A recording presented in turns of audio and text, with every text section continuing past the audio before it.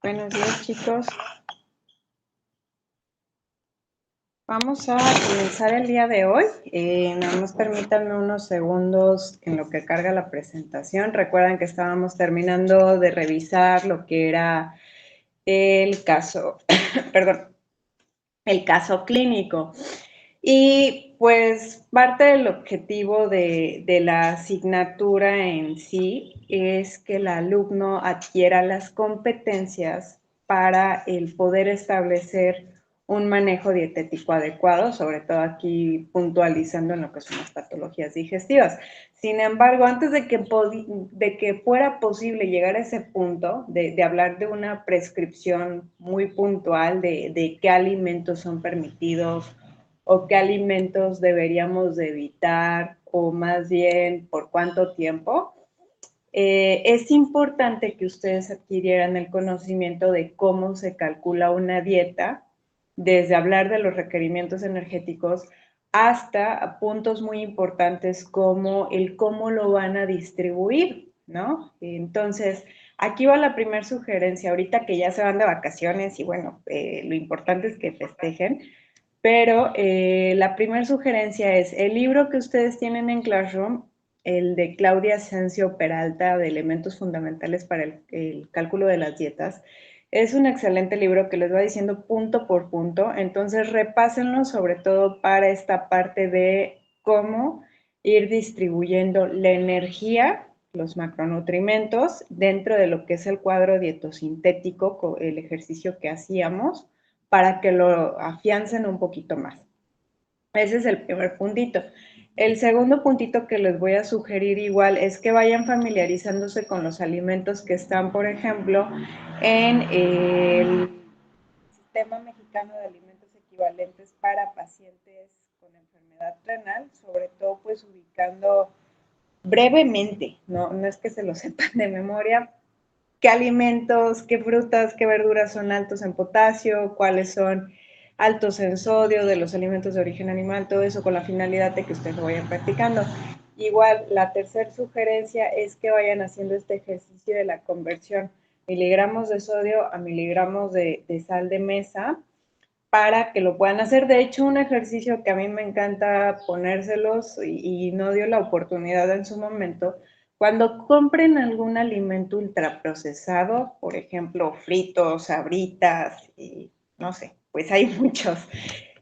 Siempre utilicen lo que es la información que les está dando respecto a los miligramos de sodio, porque entonces si ustedes hacen el ejercicio de convertir esos miligramos de sodio a miligramos de sal de mesa, sabrán pues más o menos cuánto se está consumiendo en esa porcioncita, ¿no? En esa bolsa. Y pues también ustedes lo van afianzando. Entonces, eso son las tres recomendaciones que les voy a dejar. Ahorita todavía no carga, ¿verdad? Entonces, permítanme unos segundos más. También, ahorita nada más quiero que terminemos de revisar algunos, para que vean algunas diferencias entre cuando hacemos el cálculo de una dieta fraccionando y cuando hacemos el cálculo de una dieta utilizando el neto, el aporte energético por tiempo de comida. Les reitero, cada uno ofrece ventajas respecto al otro. Entonces, ya me abrió. En un segundo.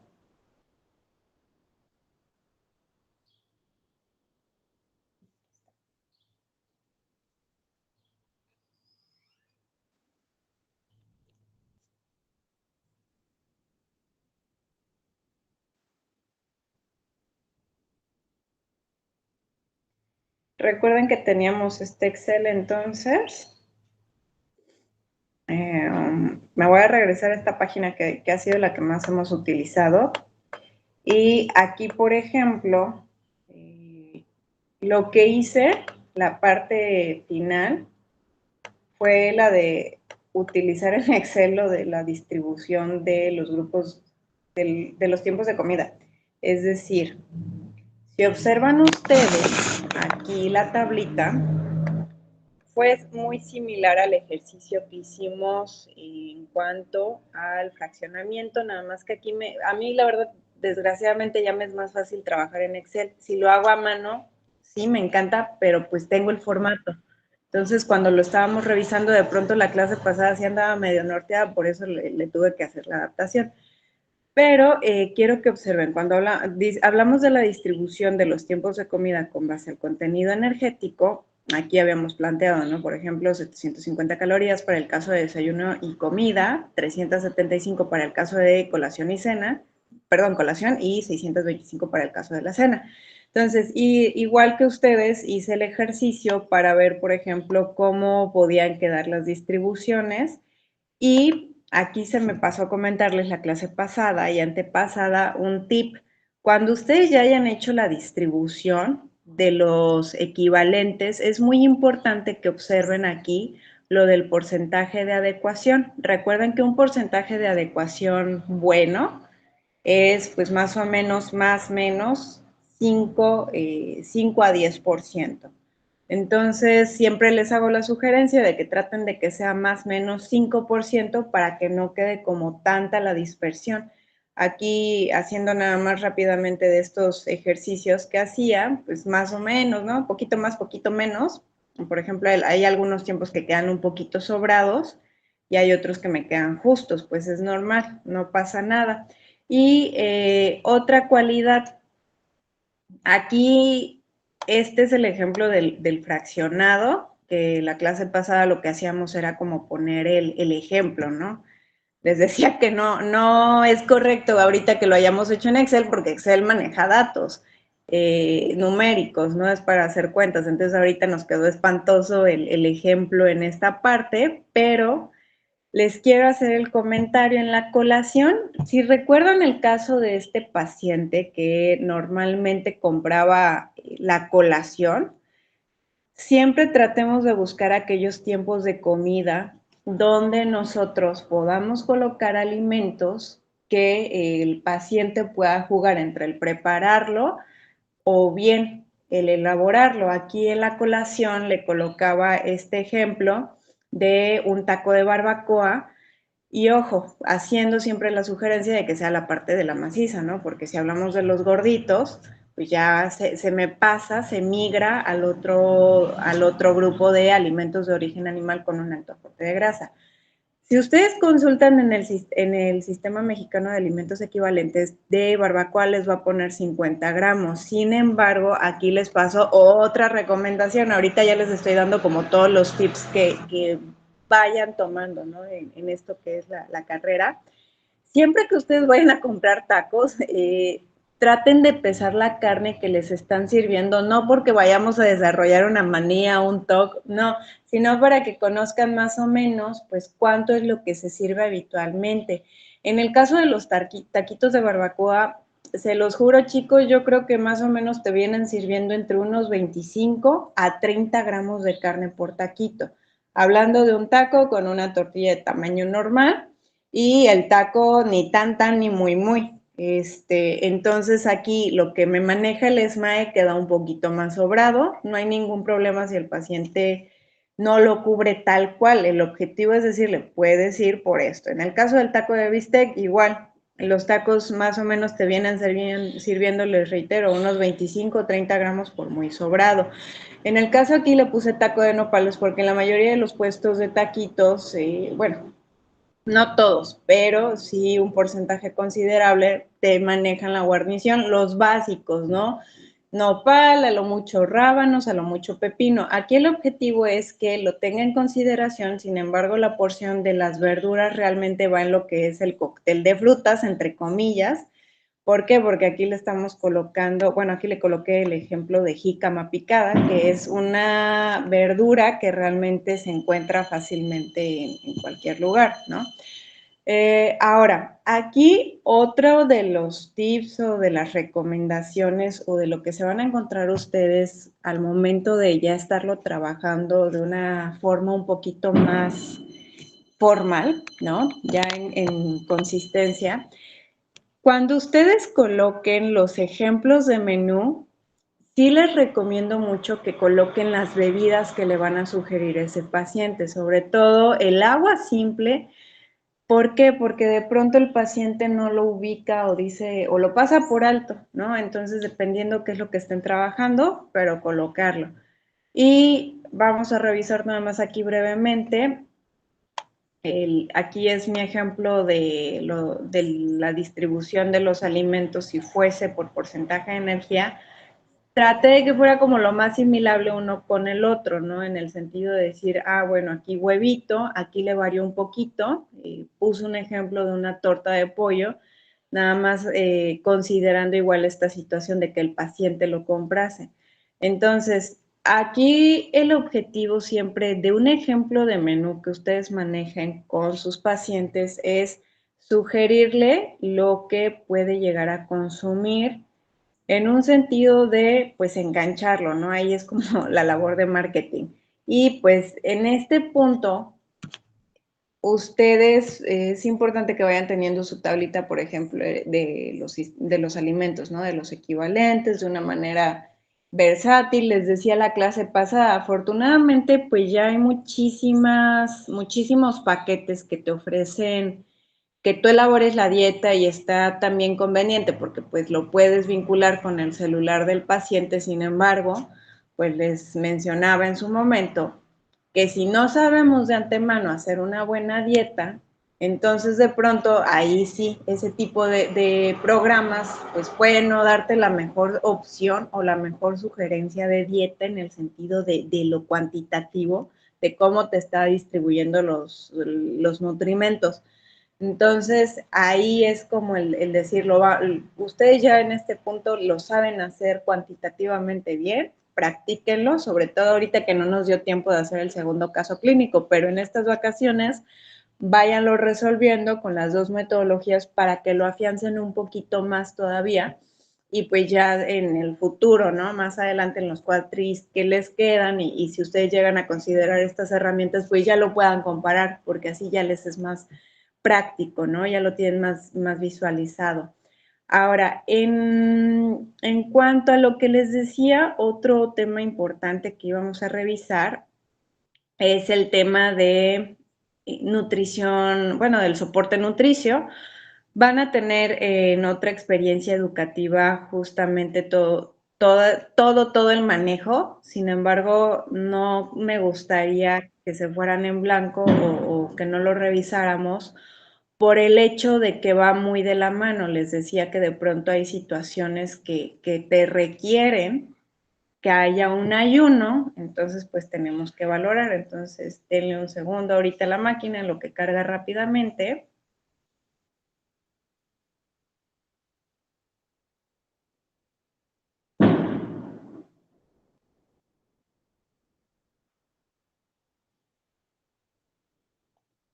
Entonces, perdón, no,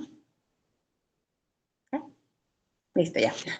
El soporte nutricional suena muy rimbombante, que es básicamente es que nosotros administremos de forma enteral, y ahorita vamos a hablar qué es enteral o parenteral, los nutrimentos que pues están calculados o encaminados para poder mantener o restaurar el estado nutricional. Relacionémoslo con lo que hemos estado platicando durante diferentes asignaturas.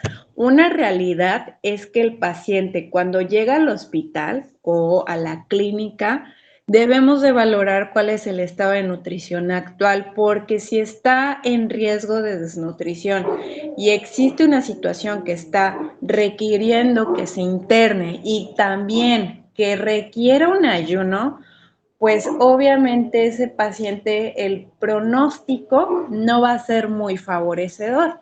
Entonces, existen estas dos opciones. La nutrición enteral es que nosotros demos los nutrimentos a través del tubo digestivo, ya sea por un catéter o sonda, lo habitual es que sea una sonda. Mientras que la nutrición parenteral consiste en la provisión de nutrimentos por vía intravenosa, ¿no? Es básicamente qué es uno y qué es otro.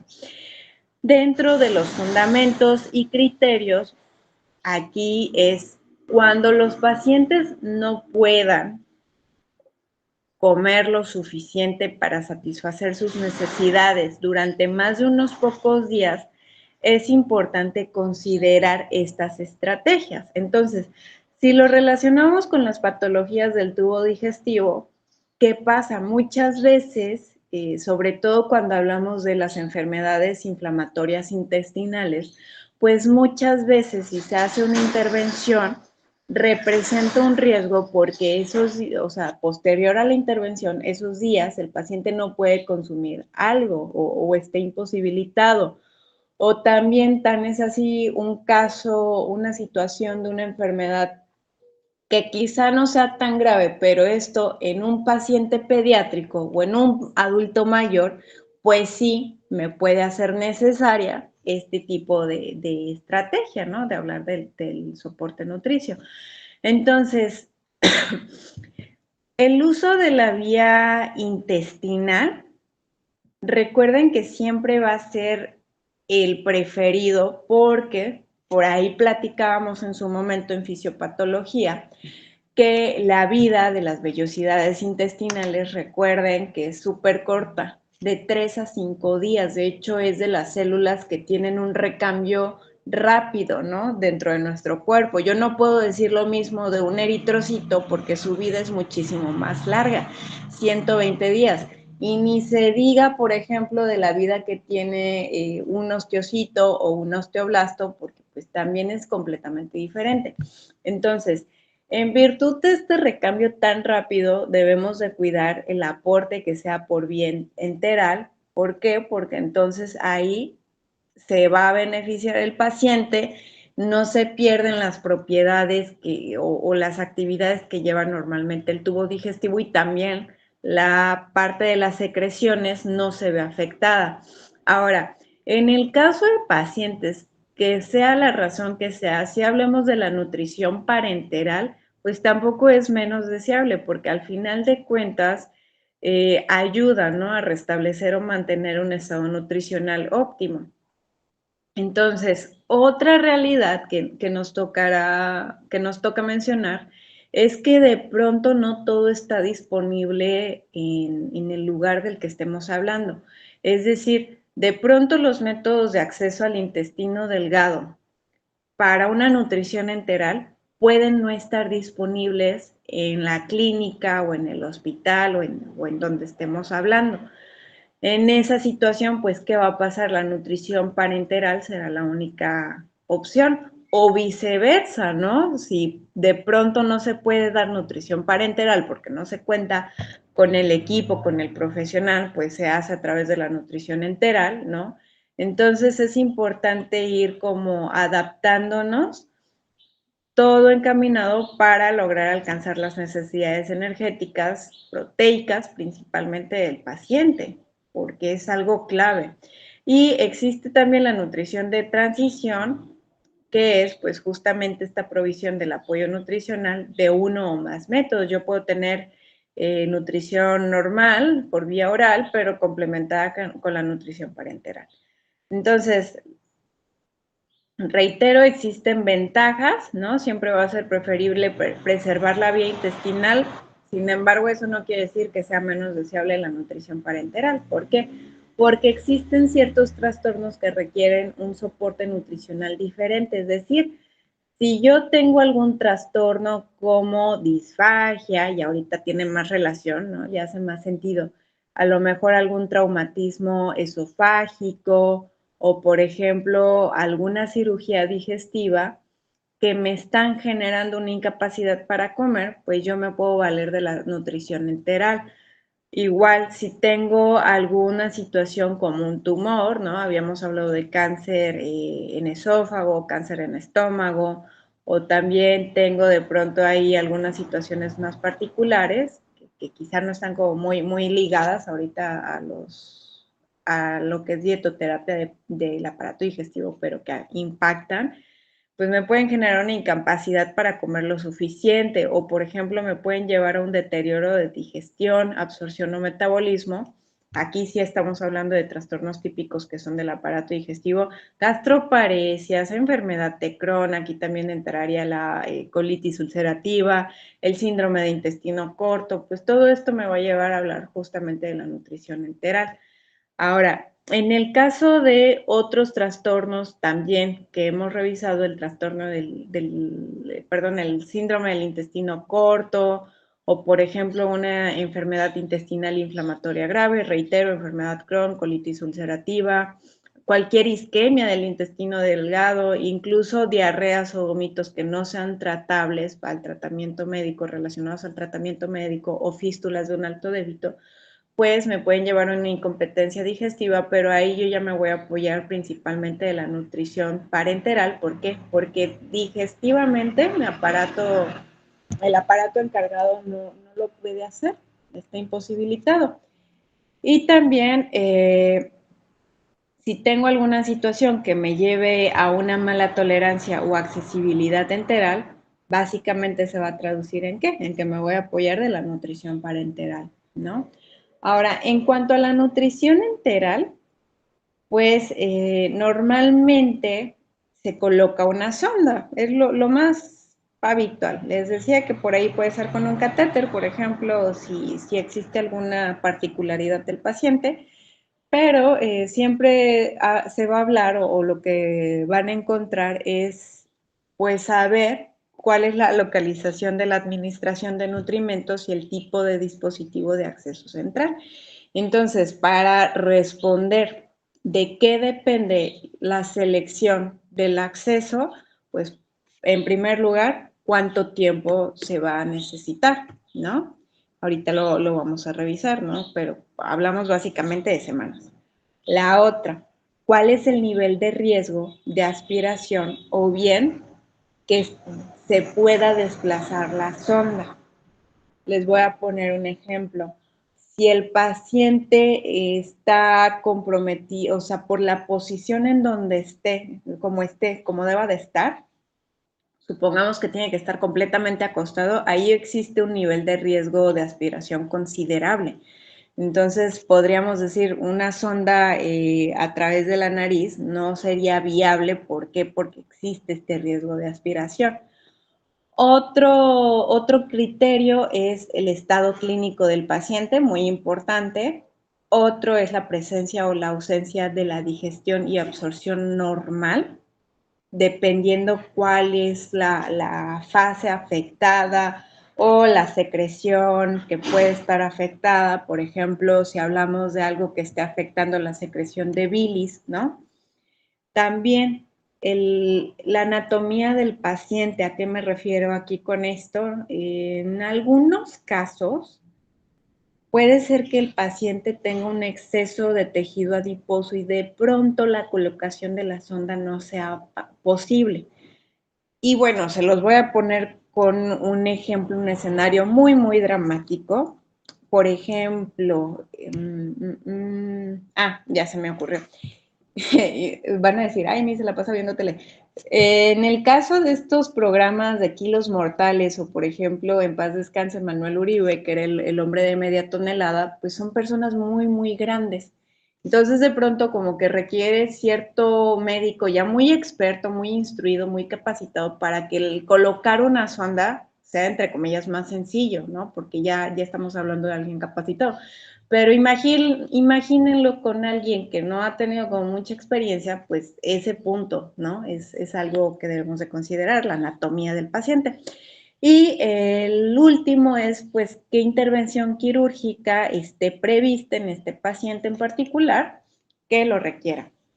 Entonces, las sondas, aquí me van a disculpar porque la imagen no es como la más real, pero para que se den una idea, las ondas existen de diferentes calibres.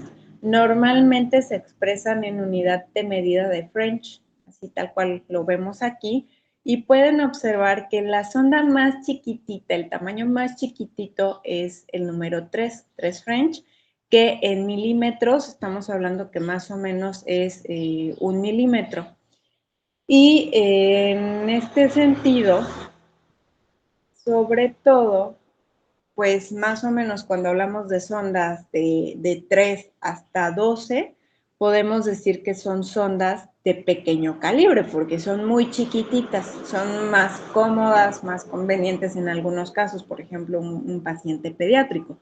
Mientras que un tamaño French mayor a 14 es una sonda de mayor calibre. Y sí, observen, en el caso de la sonda número 34, es un tamaño pues más grandecito. Entonces, ahora sí, ya viene lo interesante, las vías de acceso. Principalmente aquí vamos a hablar de la nutrición enteral. Y en el caso de las vías de acceso para la nutrición enteral a corto plazo, está la vía nasogástrica, que normalmente son las que se utilizan de forma más frecuente. También es conveniente porque ahí se pueden administrar fármacos más la alimentación. Entonces, les digo que es a corto plazo porque contempla un periodo no mayor a 3 o 4 semanas de duración. Puede irse un poquito más prolongado, pero no más.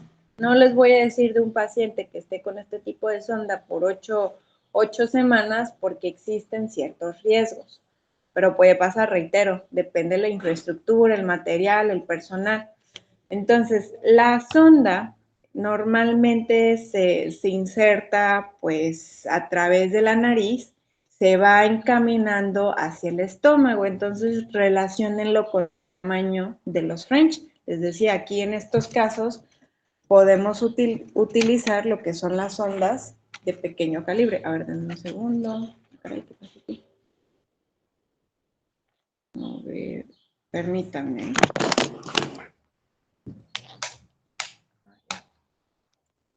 Se fue la luz, chicas, entonces, a ver, denme un segundito. Espero no se corte aquí la voz, el audio, pero ahorita que regrese el internet, regresa la imagencita, sigo con la misma diapositiva.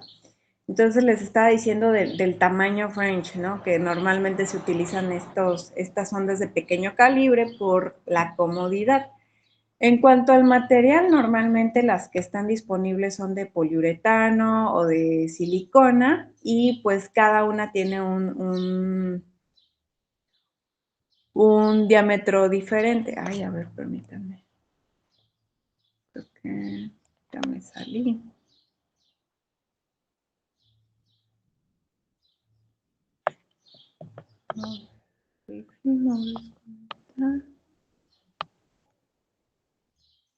Creo que aquí sigo, pero sí, se fue, les digo, bien feo la luz, entonces ahorita que regrese, esperemos no tarde, vuelve la diapositiva. Entonces, se coloca la sonda y este tipo de sonda se puede administrar mediante inyección en bolo, que ahorita les platicaré a qué me refiero por eso, o infusión intermitente o continua.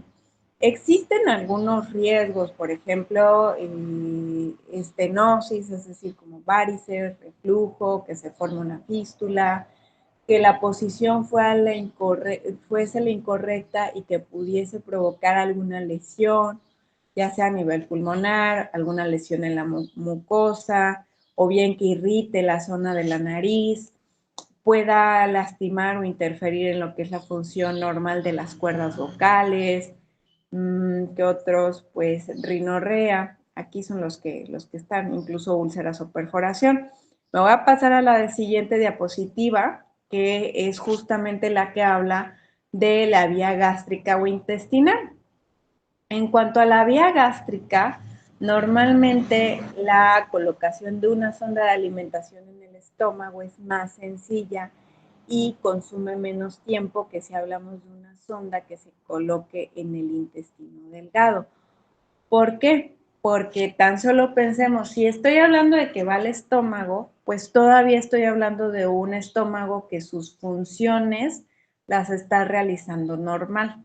Mientras que si estoy hablando de una colocación en intestino delgado, pues ya necesito modificar incluso la nutrición que yo le dé al paciente porque los nutrimentos deben de estar, digámoslo, de esta forma, como predigeridos.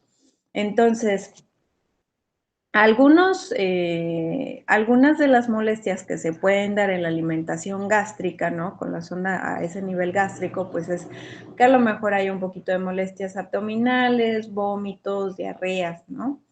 En ese caso, pues ya hablamos de que si el paciente no toleró en vía gástrica, nos vamos al intestino y se puede hacer por vía nasoduodenal o nasoyeyunal, es decir, nariz duodeno, nariz yeyuno.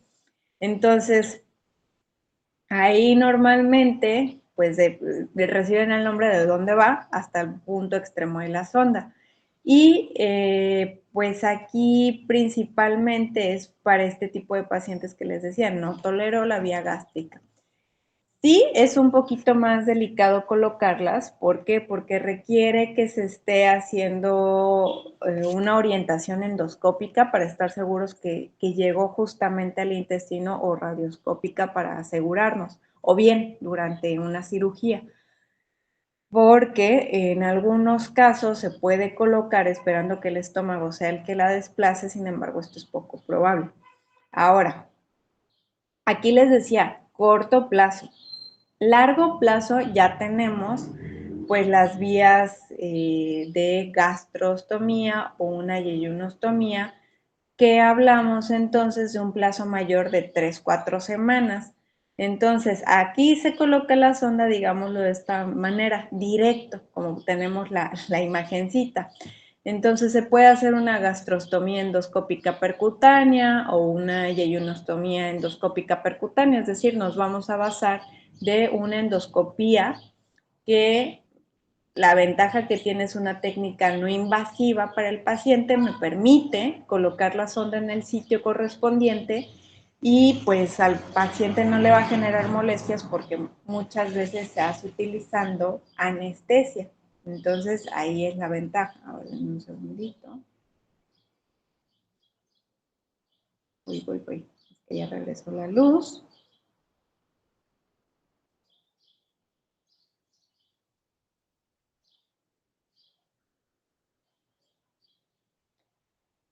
Y ahorita que regrese la imagencita, las sondas de este tipo de vías ya son sondas más grandes, pues obviamente ya necesito administrar la fórmula de una manera diferente.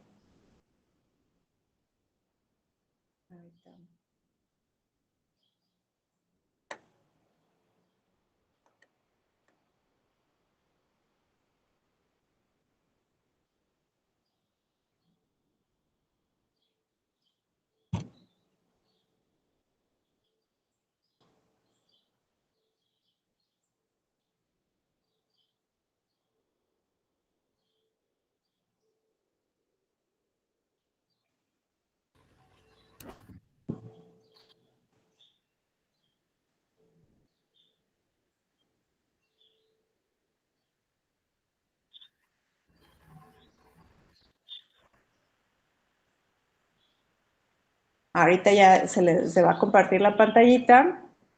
Vamos a poder revisar. Ahí.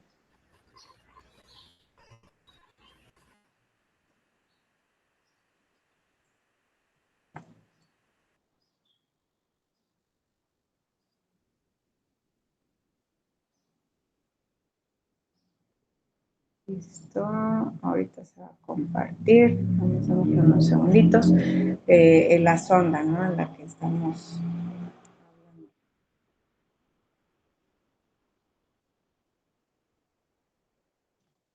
Ahí está. Entonces me regreso, nos habíamos quedado aquí en esta diapositiva. Cuando se fue al internet, les decía de las vías de acceso a corto plazo, es decir, nariz hasta estómago, o bien puede hablar de que llegue hasta el intestino. Y en ese caso estaremos hablando pues de una vía gástrica o intestinal, y cuando hablamos de la vía intestinal podemos hacer alusión o clasificación si es nasoduodenal o nasoyeyunal. Y en el caso de que requiera yo un acceso enteral a largo plazo, es decir, más de 3-4 semanas, en ese caso estoy hablando de una gastrostomía o una yeyunostomía, donde pues conecto directamente, pero sí requiero que la aplique personal calificado. Aquí pueden observar el calibre de la sonda, es muchísimo más grande.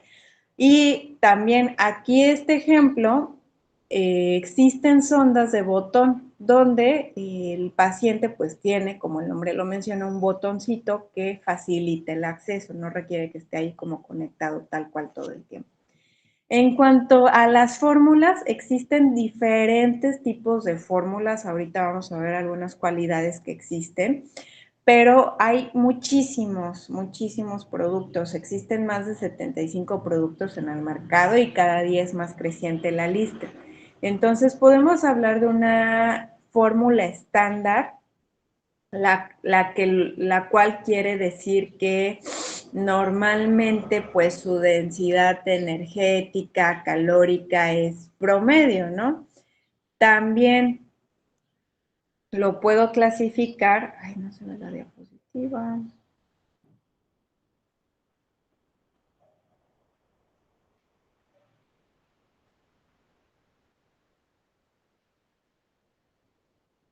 Ahorita sí se ve. Les decía estándar, está químicamente definida o bien se puede conocer como una fórmula elemental, es otro nombre que recibe, y también están las fórmulas especializadas, es decir, aquellas que se comercializan para alguna determinada enfermedad, por ejemplo, el diabetes, ¿no? Que ya tiene como un control más estricto de lo que es la cantidad de carbohidratos. Entonces, son numerosas las fórmulas que están dentro de estas categorías. Entonces, ¿qué hace cada institución? Pues dependiendo quién es su proveedor, el proveedor le da el catálogo, ¿no? Y le da las cualidades de cada una de ellas. Pero dependiendo de las necesidades nutricionales del paciente, de cómo funciona el tubo digestivo y el estado clínico del paciente, será que se seleccione una u otra fórmula y pues que me resulte benéfico. Ahora, aquí les puse entre comillas, con un asterisquito lo de la osmolaridad, porque no es que no sea importante. Por ejemplo, si yo administro a nivel del estómago, pues realmente la osmolaridad puede no ser tan importante por esa capacidad que tiene de su poder dilucional. Sin embargo, si yo hablo de una fórmula que vaya directo al intestino, en muchos casos sí es importante tratar de que semeje más o menos a 500, 550, 600 miliosmoles, porque si no me puede generar cambio en la osmolaridad y se va a traducir en diarrea. Y si de por sí estaba crítico o delicado el paciente, peor tantito. Entonces, aquí les digo, existen diferentes factores de selección, pues cuáles son las necesidades nutricionales, con base a esas necesidades saber cuánto es la densidad energética que yo requiero cubrir, la función digestiva del paciente, es decir, si lo puedo hacer a nivel de estómago o a nivel de intestino, el contenido de la fórmula, si hablamos de un paciente con insuficiencia renal y que aparte no esté en tratamiento de diálisis, pues debo de cuidar de pronto ciertos minerales. También el tipo y la cantidad de proteínas, grasas, hidratos de carbono y fibra, sobre todo porque si yo hablo de que a lo mejor tengo un paciente que tiene cierta intolerancia a ciertos hidratos de carbono, pues debo modificar. Por ejemplo, no voy a administrar algo que contenga lactosa en alguien que es intolerante a la lactosa. También el costo en relación con la eficacia de la fórmula, la conformidad del paciente, que bueno, aquí desgraciadamente es un punto que a veces no logramos la conformidad del paciente porque es algo invasivo, y la relación costo-beneficio. Entonces, los aspectos importantes sobre las fórmulas, ahorita lo vamos a revisar, sobre todo cuando hablamos de la energía, cómo se clasifican, qué quiere decir. Los macronutrimentos, por ejemplo, que muchas veces se mantienen en forma intacta, y aquí dependerá, porque si hablamos de la nutrición enteral que va a nivel gástrico, me permite dar nutrimentos en diferentes presentaciones. ¿Por qué? Porque todavía el estómago va a cumplir su función. Cuando hablo de que la nutrición enteral va a nivel intestinal, no cambian los ingredientes porque se dan predigeridos realmente. Existen algunas fórmulas que vienen muy concentradas en energía, es decir, son hiperenergéticas, porque hipercalóricas, perdón, porque normalmente se hace una restricción de líquidos, por ejemplo, una insuficiencia cardíaca, renal, hepática, donde yo requiero estar cuidando los líquidos. Y desgraciadamente algunas fórmulas carecen de estudios sobre su composición o sus efectos a la salud. De hecho, no recuerdo si está en Classroom, pero el libro de Anaya, que es de nutrición enteral y parenteral, si ustedes revisan el tema de nutrición enteral, ya como en la última parte la autora habla mucho de los estudios que hizo, entonces de pronto como que todos esos estudios no se cuentan con las fórmulas que se tienen. Ay. Existe también que se puede dar la alimentación por sonda con alimentos triturados, es decir, una fórmula enteral artesanal. Nosotros la hacemos. Sin embargo, implica, en primer lugar, para nosotros estar bien familiarizados con este tipo de alimentación, en el sentido de decir, uno, inocuidad, que seamos expertos en la materia de inocuidad para asegurar que no represente un riesgo al paciente. La otra, saber qué alimentos sí puedo dar y cuáles no. Por poner un ejemplo, no podría dar una avena porque tiende a formar un gel viscoso, entonces me podría obstruir la sonda y me traería, por el contrario, complicaciones en lugar de beneficio. Muy diferente a si yo administro chayote hervido, que pues pasa diferente. Incluso el huevo, fíjense que sí se puede dar, pero no se va a dar crudo o algo por el estilo, sino que muchas veces se da separado. Normalmente lo que se da es la clara, no se da la yema, se da la clarita hervida. Realmente casi no tiene un sabor, es un sabor muy, muy ligero. Entonces, ese es un ejemplo. Y la otra, el otro aspecto que también implica es una realidad. ¿Quién va a cuidar a ese paciente? ¿El paciente se lo va a preparar? ¿Algún familiar lo va a preparar? ¿Algún enfermero, alguna persona contratada la va a preparar para poder capacitar entonces a esa persona? Sí tiene beneficios, de hecho, así es como partió la nutrición enteral, pues de forma artesanal. Aquí les pongo un dato incluso de que por ahí del siglo XVI se utilizaba. Sin embargo, saben ustedes que la industria y la tecnología nos ha traído beneficios, ¿no? Entonces, el beneficio de seguir utilizando este método es que es barato, los alimentos son frescos, son locales, se pueden adaptar con base a los gustos del paciente.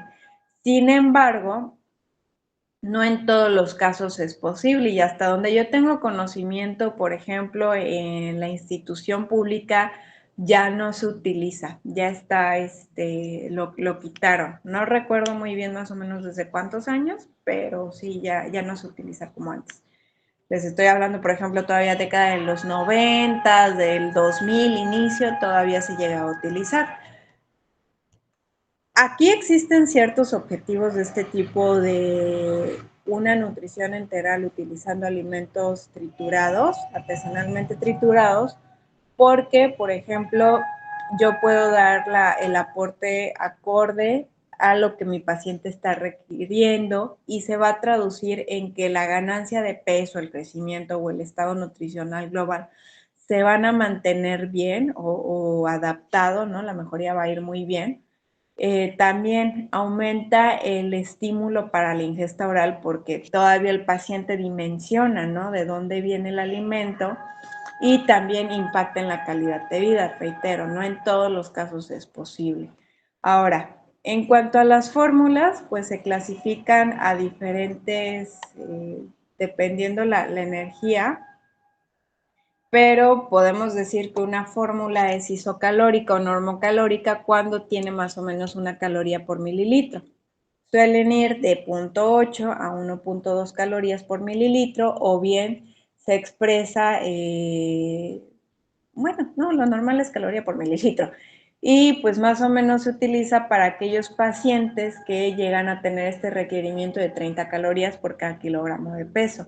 Existen las fórmulas que son hipercalóricas, pues obviamente el nombre lo dice, que tienen 1.2 calorías por mililitro, van a un rango de 1.5 a 2.5 calorías por mililitro, y aquí normalmente es para aquellas personas que tienen altos requerimientos de energía, o bien existe esta situación de que el control hídrico lo debemos de estar vigilando aún más.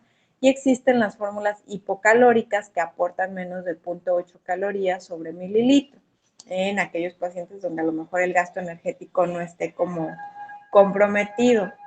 En cuanto a los nutrimentos, pues las proteínas normalmente el contenido es muy variable, fíjense, porque puede ser desde un 6 hasta un 25% de las calorías totales. Y normalmente las proteínas vienen de la caseína de la leche, o bien del suero de la leche, o un aislado de proteína de soya, que son como los mejor tolerados. Les decía, dependiendo si va a llegar a nivel del estómago o a nivel del intestino, porque si hablo de algo que va a nivel del estómago, todavía le puedo dar las proteínas normales. Si ya va a nivel intestinal, yo ya debo de manejarlo a través de di, tri o hasta incluso de forma aminoácidos, ¿no? Di, tripéptidos o aminoácidos. Y en el caso de algunas situaciones específicas, pues cuido si quito o añado algún aminoácido en precisión. En el caso de los hidratos de carbono, pues igual su porcentaje suele ser de un 30 a un 85%. La administración es igual, muchas veces viene del jarabe de maíz, sacarosa, almidones de maíz, maltodextrinas, pectinas, goma, celulosa, entre otros. De hecho, aquí están los fructooligosacáridos. Pero recuerden, si hablamos de un intestino que es medio irritable, pues en ese tipo de casos lo restrinjo, ¿no? Dependerá. En cuanto a la proteína, ay, perdón, ahí se ve bien fea la diapositiva. En cuanto a las proteínas, yo puedo hablar de una fórmula que sea normoproteica o isoproteica, es decir, me da 1 gramo de proteína por cada 30 calorías o bien 1 gramo de proteína por kilogramo de peso. Más o menos oscila de los 0.83 al 1.2 gramos de proteína por kilogramo de peso. Están las que son hiperproteínicas, que me dan más o menos 1.2 gramos de proteína por kilogramo de peso, y están las hipoproteínicas, que me dan 0.8 gramos de proteína por cada kilogramo por cada kilocaloría, perdón. Y normalmente en algunos casos se requiere saber cuánto es la relación de energía nitrógeno, porque las proteínas, recordemos que lo que te van a aportar es nitrógeno. Entonces, más o menos en promedio las proteínas te aportan un 16% de nitrógeno. Con base a eso, existe un valor constante de 6.25. Entonces, para poder conocer el contenido de nitrógeno, ¿qué se hace? Se dividen los gramos de proteína de un volumen conocido de fórmula entre 6.25, es decir, si una lata de 240 mililitros me da unos 26 gramos de proteína, yo divido esos 26 entre 6.25 y luego divido el total de la energía en el mismo volumen conocido de la fórmula. Por ejemplo, supongamos que me da 250 calorías esas 240 mililitros, y lo voy a dividir entre los gramos de nitrógeno que aporta. Entonces me va a dar un resultado de caloría sobre gramo de nitrógeno. Y normalmente la relación de energía-nitrógeno de las fórmulas isocalóricas e isoproteínicas es de 160 a 200 kilocalorías gramos sobre nitrógeno. Entonces aquí no se preocupen, pues finalmente pues más adelante se revisará con detalle, pero ahorita ya se van con la idea de que, ok, en algunos casos sí puedo calcular el nitrógeno. En cuanto a los lípidos, normalmente son los más variables el aporte, pero el promedio va del 15 a 30%. Normalmente se pueden dar aquellos que son ricos en triglicéridos de cadena media, que son mejor tolerados, o en algunos casos, si la patología lo permite, se pueden dar triglicéridos de cadena larga. Sin embargo, aquí les digo, cuando se dan los triglicéridos de cadena media, no requieren sales biliares, o sea, es cuando el intestino dice, oye, ¿sabes qué? Ya dámelo listo para que yo lo pueda distribuir. Y en este aspecto de los lípidos es vital que se supervise que los ácidos grasos esenciales sí se estén aportando. En cuanto a las vitaminas, los minerales y los electrolitos, pues es importante que se revise, ¿no? ¿Cuál es el aporte? Porque en algunos casos no se pueden estar cubriendo las ingestas diarias recomendados. Y cuando hablamos de alguna insuficiencia renal, hepática, pues a veces puede haber deficiencias muy puntuales, ¿no? Entonces, aquí les pongo en precisión vitamina A, D, E, sodio y potasio, debemos de estarlos vigilando que se estén administrando correctamente. En el caso de los líquidos, pues muchas veces se requiere 1 mililitro de agua por caloría, pero reitero, si yo lo necesito cuidar, estoy vigilando. Y muchísimo, muchísimo ojo, en algunos casos puede ser muy deficiente mi aporte de fibra y agua, que se formen bolas que se conocen como fitobesuares o besuares, que son obstrucciones. Bueno, si buscan besuar tal cual, es una obstrucción, pero puede ser hasta de pelo, por eso les digo fito, porque es normalmente de materia vegetal. Entonces, ahí es importante estar vigilando la cantidad de fibra que se da. En el cálculo de líquidos hay que considerar el agua que se da de enjuague de sonda, fármacos, líquidos intravenosos porque tienen un impacto directo. Y a ver, en cuanto a la administración de la fórmula, ya es casi de lo último, pues yo puedo dar la administración en bolo, es decir, se da en aquellos pacientes que están clínicamente estables y que su vaciado gástrico es el adecuado. Entonces, es como si comieran, ¿no? Si, así lo podemos decir. Entonces, normalmente se suelen dar unos 500 mililitros de fórmula en cada infusión. Entonces, supongamos, si yo conozco cuál es el volumen total de mi fórmula enteral, ¿qué voy a hacer? Lo voy a dividir entre el número de bolos que necesito dar, supongamos, ¿no? Voy a decir algo ahí al azar. Supongamos que mi volumen de fórmula total es de unos 2,000 mililitros, pues divido esos 2,000 entre, supongamos que son 5 bolos. Ahí ya voy a tener conocimiento de cuántos mililitros van a ir por bolo. Sin embargo, si de pronto hay como ciertas molestias, se recomienda que se empiece con un volumen chiquito y se dejen pasar unos 10 o 15 minutos para poder infundir el resto de la fórmula. Cuando hablamos de un goteo intermitente, ahí pues nos lo está diciendo, ¿no?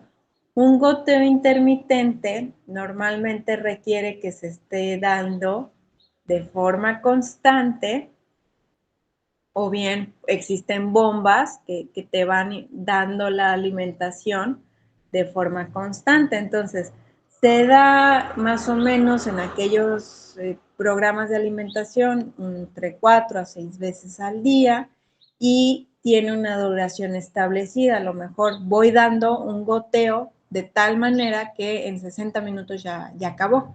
Más o menos ahí el goteo puede ir de 20 a 60 minutos. Y normalmente se inicia con 100 a 150 mililitros por alimentación y se va aumentando. En el goteo continuo, pues el nombre lo dice, está dándose de forma continua, continua, continua. Y normalmente, ay, va pasando un señor que hace ruido, perdón. Entonces muchas veces se da cuando el objetivo es que se quiere dar de tal manera que no interfiera con las actividades. Entonces, ahí el tiempo variará porque puede haber sistemas abiertos que en 4 horas ya te lo dieron o sistemas cerrados que en un día o 2 días te lo está administrando la fórmula. Aquí les pongo cualidades, ya no voy a hacer como mucho pausa por tiempos, el goteo intermitente, las cualidades y el goteo continuo.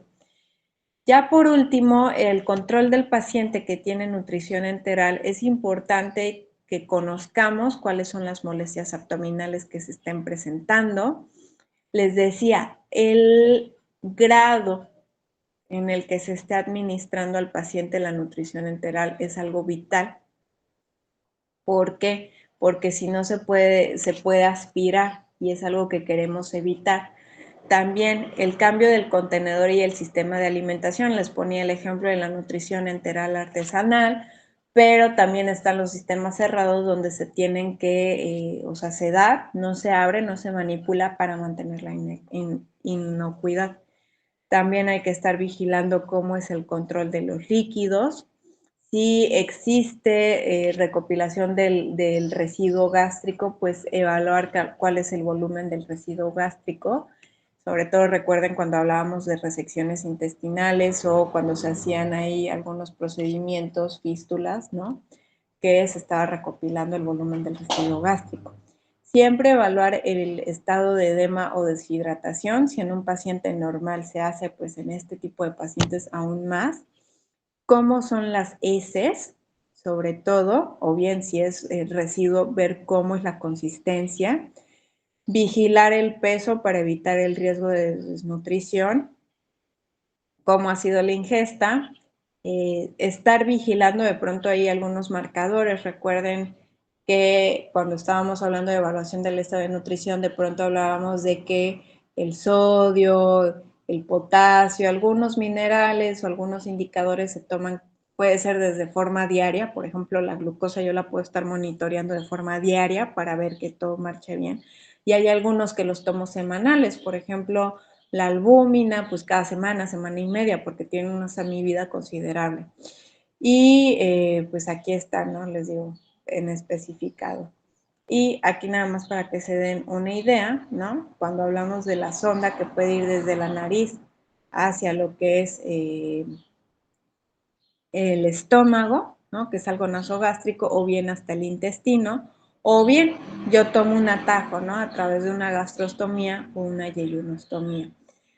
Por último, chicas, ya para finalizar, en un segundito, pues recuerden ahorita que ya estamos terminando, hoy sería la última sesión realmente, entonces ya la última clase, la siguiente semana realmente no nos estaríamos viendo, solo para revisar si tienen algunas dudas.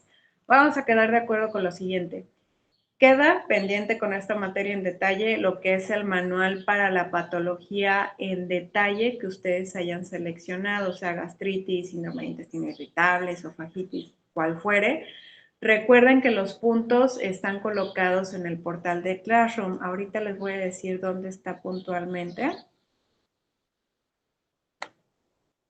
Está justamente una parte, está primero lo de las evaluaciones, abajo está el trabajo final. Ahí van a hacer la carga de ese manual que es su trabajo final. Falta, que no se los puse ahí, falta el manual que algunos no mandaron, pero no les he habilitado la pestañita, ahorita se las habilito. Un manual chiquito que era esta parte de los trastornos gástricos más habituales, esófago, estómago más habituales y algunas pautas que pueden tomar. Y estaba el caso clínico que ustedes cargaran el archivo de Excel con su ejemplo de menú para el caso de fraccionamiento, es decir, la dieta fraccionada, o porcentaje. Son únicamente los trabajos que faltan. Ya casi terminamos realmente esa materia, por eso les digo, ya es la que vamos a finalizar. Entonces, nos vemos ahorita en fisiopatología para seguir continuando. Tómense unos 3 minutitos y ahorita nos vemos.